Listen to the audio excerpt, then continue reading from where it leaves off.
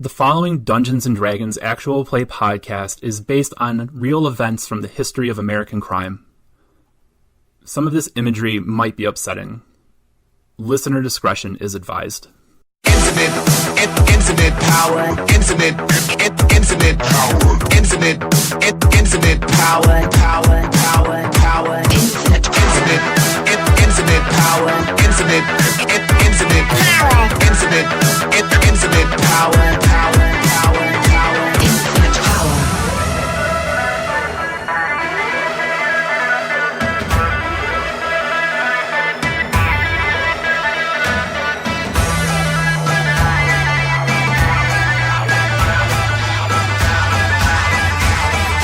Infinite power. Anyway, okay, so we have three people who have very distinct backgrounds here that I don't think there would be any natural way for them to come together. Like, and one of the things that I don't want this show to be is like the forced introductions. Like, obviously eventually the characters are going to have to meet, but I want to try to do something more than just like everybody's at the bar, right? Sure. So we need to come up with a way that they're all together, and maybe part of it could be the hook of the story. So a lot of the things that we're going to cover on the show are going to be based on real events. Sure. The names have been changed to protect the innocent, and also people have been dead for like 100 years, so it's okay. And so one of the hooks of Backfire that I really like is like there's this thriving entertainment district, because everything there is so miserable. Ironically, there's like this like really elaborate like pop culture kind of thing. So like theater, music, orchestras, everything from like what we consider to be like highbrow symphonies and like Broadway stuff to low level like fighting, like I guess like pro wrestling type of stuff, or like grunge shows, mosh pits, like stuff that's not exactly highbrow culture, right? And I think that they would even have, I might have written about this in the campaign background, like they might have the technology to record stuff. Like they might have figured out how to use magic to create like their version of radio. And so I can totally see like radio dramas being a thing in Backfire that people would listen to. And so I think where we start with this one is that one of the more famous directors of these dramas, you have found out that he was killed. That one day his servant came to his house. He lived in a wealthier part of the city, and opened the front door, and he was dead. His body was just sprawled out in the entryway to his home. And so the servant comes in, sees him there, screams, and calls for help. And because this is a nicer part of the city, and given that the man's reputation, the victim's reputation as a celebrity, the police actually do respond. And so you find out that Alexander Tate, who, like I said, was a well-known director, producer, entertainment mogul almost, has been found dead. So I think that I want to know how Percy would react to this, because Percy knows that he's a bard. I think Percy would definitely know who Tate is, or at least he's heard of him. Yeah, so, excuse me. So Percy is interested because of Tate's connections. He's still trying to figure out this whole thing about the other him sitting at the table, even now. So, and knowing that if Tate has all these connections, all this information and everything, if there's any lead he has to get back to his family and figure out what's going on with them, he's going to take it. So, if he was murdered for info, and if that info gets out, Percy wants to be there so he can learn what he can learn and get to the bottom of his own stuff. Okay, so Percy sees it as like maybe these two mysteries are linked somehow. Yeah, or, I mean, there's also the very huge possibility that Percy's forcing the link too, just to have something to do. So he's like seeing connections where there's nothing really there. Yeah. Like it really could just be a coincidence. Yeah.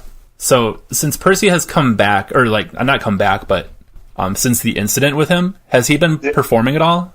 or is he just kind of down on his luck? He could probably best describe it as he's purposely bad at his job, depending on how you treat him. Okay. So, like if somebody says, "Oh, you play for something for me," he will deliberately play off rhythm and see if they notice. Okay. See if they notice. If they're a real fan, like they would. Okay. All right. I mean, he can be confident. Just that he's got this other thing messing with him. Well, yeah. I mean, to the point of where he's not really, keeping up with everything. Okay. At the moment. I'm trying to think of like a real life analog to that, and I'm drawing a blank. But we'll think of something. So, I think our grizzled beat cop would be one of the people who would respond to this. Yep. Does he have a name yet? Nope. Give me a minute. Okay. You know what? This is perfect too, because the grizzled beat cop can go get donuts from the Dark Bakery. Very nice. Darken donuts. Nah. The dark something rises? No. No. I'll stop. The cupcake rises? The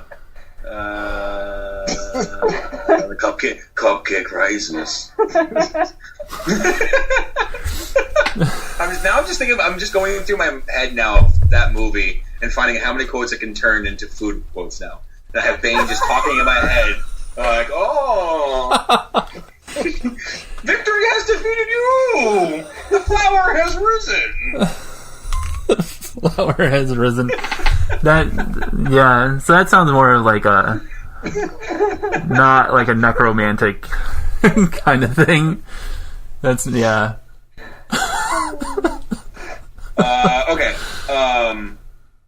His name is Solar. Solar.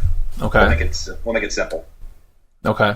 Because here's the pun I'm using with the name is that while he's always down here in the dirt looking at the ground, he always looks up and sees the sky. Oh, but so he doesn't though. So. But he can. There's something else with the world I don't know about. Yeah, a small detail that I forgot to mention is that it's almost always dark in the city. He dreams of the sky. The sun comes out once every 4 to 6 weeks, and the city shuts down for like massive celebrations. The Bonaventures throw this huge party. There's an understood truce between warring factions. Nobody's going to try to assassinate anybody that day because the sun is back. The sky is lit. The cool thing about D&D is that you can have as many moons as you want to, and you don't have to explain the astronomy behind it because it's all magic. So there. Tides don't exist, right? No. Oh no. And what are tides? And full disclosure, I did get a D in astronomy when I was an undergrad. So I'm putting that education to work. Yep. I'm also definitely a tiefling. Oh yeah. Of course he is. I'm looking at my tiefling choices. Why are there so many subcategories of tiefling? What do all these mean? Just want to be a tiefling. Click. Okay, moving on. Vanilla tiefling. Right. So Solar, who dreams of the daylight, a tiefling who dreams of the sunlight in this dark place. Yep. And in my notes, I just like the alliteration that I wrote down of Tom Tiefling. So it's almost like like we punched up Tom Bombadil a little bit.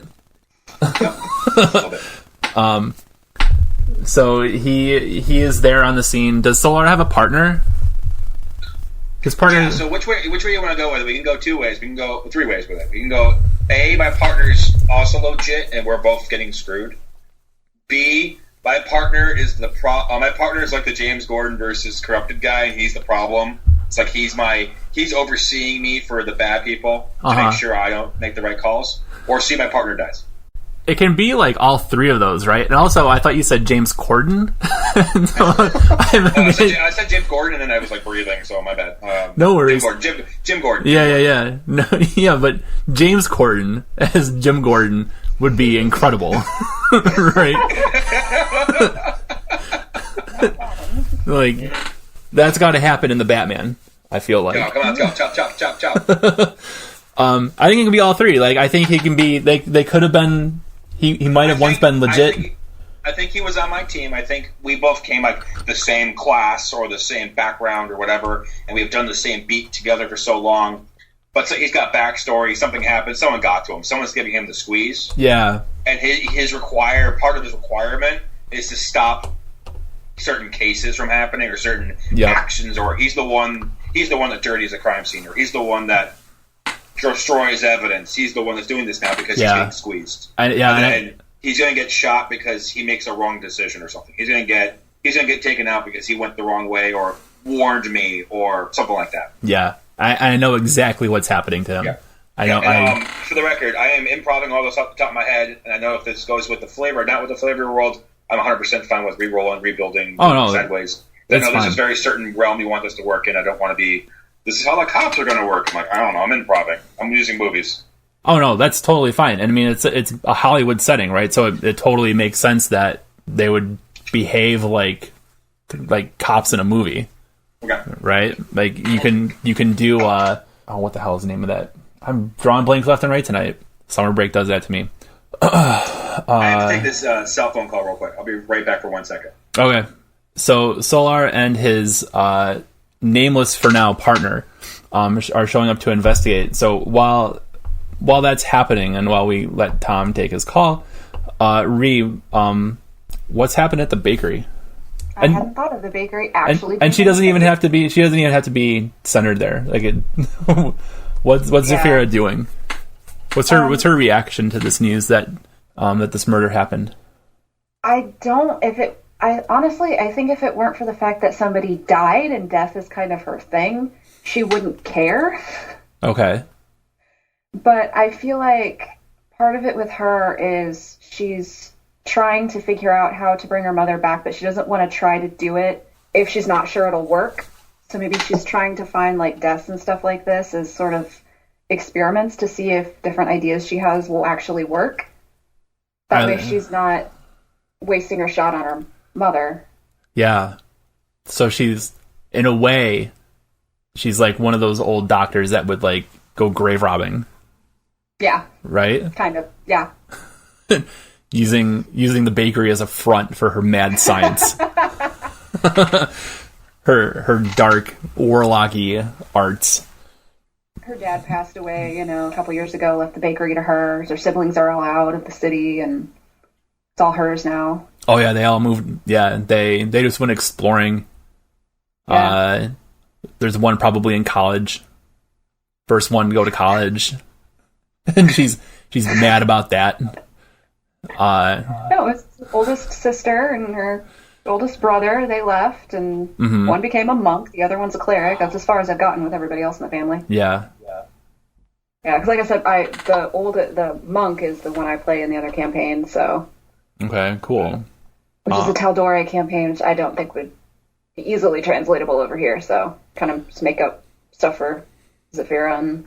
Yeah, so because everything in Backfire, everything that Wizards has made exists in Backfire, I've been trying to figure out a way that can like what's the game mechanic of that, right? Like, how do people find their way into this place? Because even like down the line, I think that different organizations from like the Forgotten Realms or Ravnica or wherever would be here somehow, but I'm not entirely clear like how they get there, and I don't want to do something like the Mist takes them. I don't want to do anything like that. I debated having like a Brigadoon kind of thing, but I'm using that for another game, and I don't want to like make that a thing that I always do. So there's got to be, I don't know, there's some way that people are getting here. One thing that Zafira would know is that there are so many different religions that exist here, and so many different gods are here. And I think that she would, even though she has this pact with this however we want to describe who she has the pact with. I picked the Undying, so take from that what we will. Yeah. So she has this pact with this like heretofore undiscovered entity, like elder goddess kind of thing. Yeah. She would be aware that there are like lots of other gods and goddesses who are present, like actually physically in the city, who walk among the population that are there, and people aren't really like married to one particular like sect. You know what I mean? Yeah, people are kind of open and fluid. Yeah, you can pick and choose like what you like from different, like the teachings of different gods, and just kind of like a la carte, I guess. Yeah.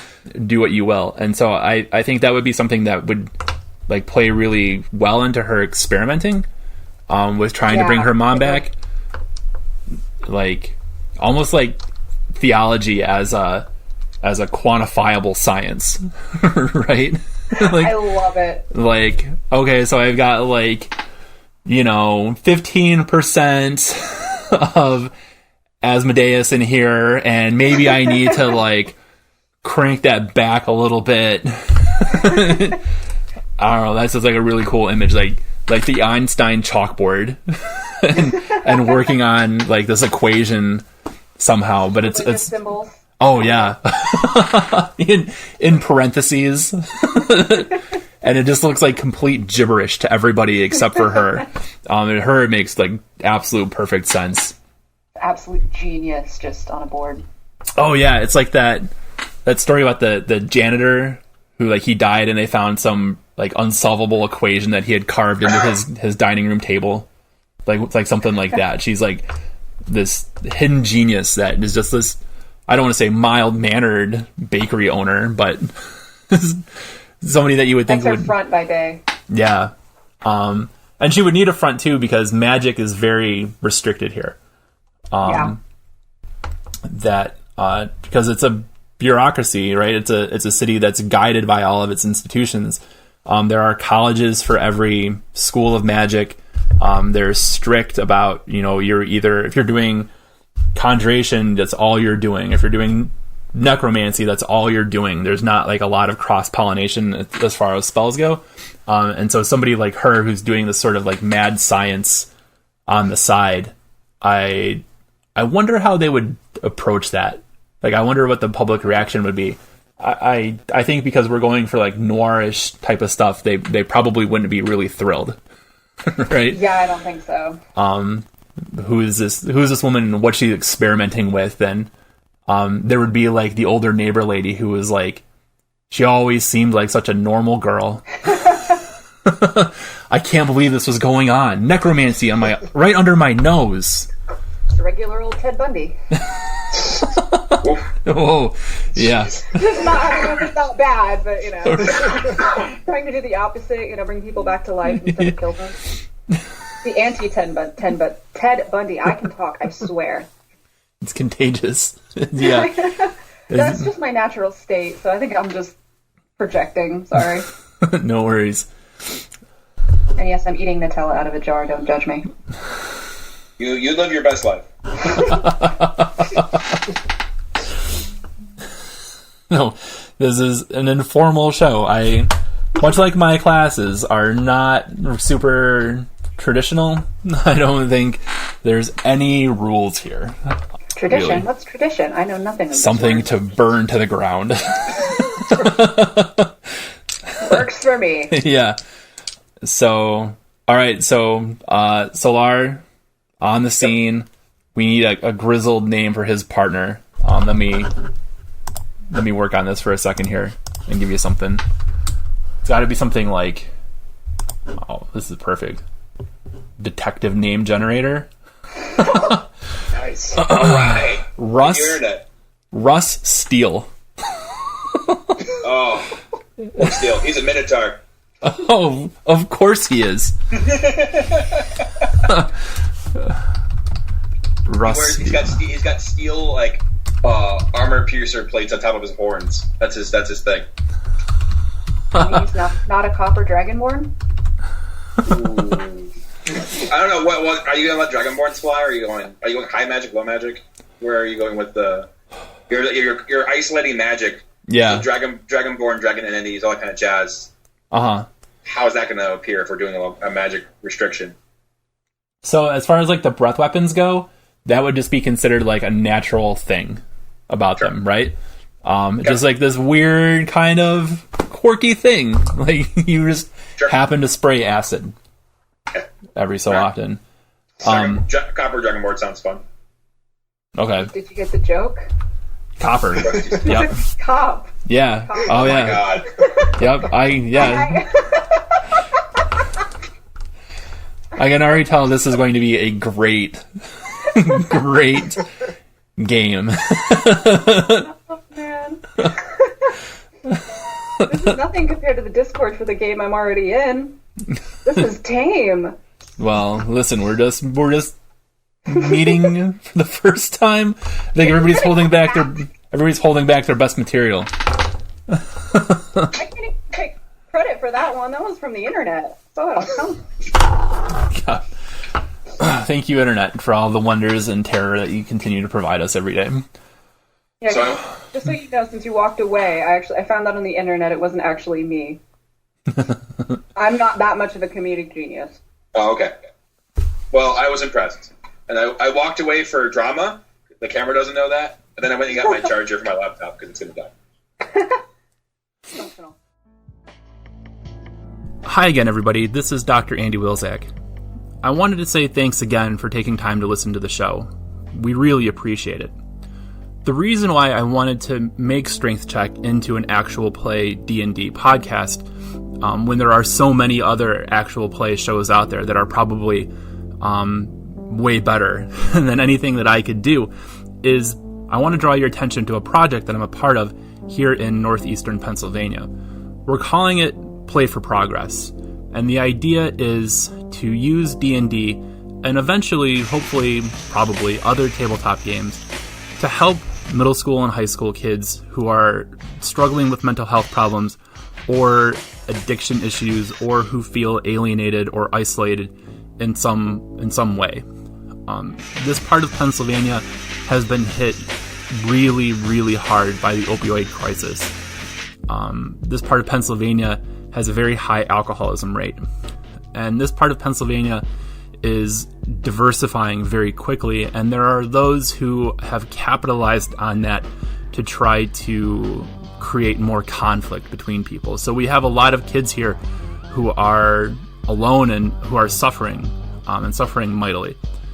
So what we're doing, and the point of this message now, is to just let you know that we are raising money to make Play for Progress a sustainable force for good in the northeastern Pennsylvania area. If you have even $5 to spare for us, you can go to GoFundMe.com/playforprogress with hyphens between the words, so play-for-progress. And anything that you can give us will go a long way towards making us sustainable. Thank you.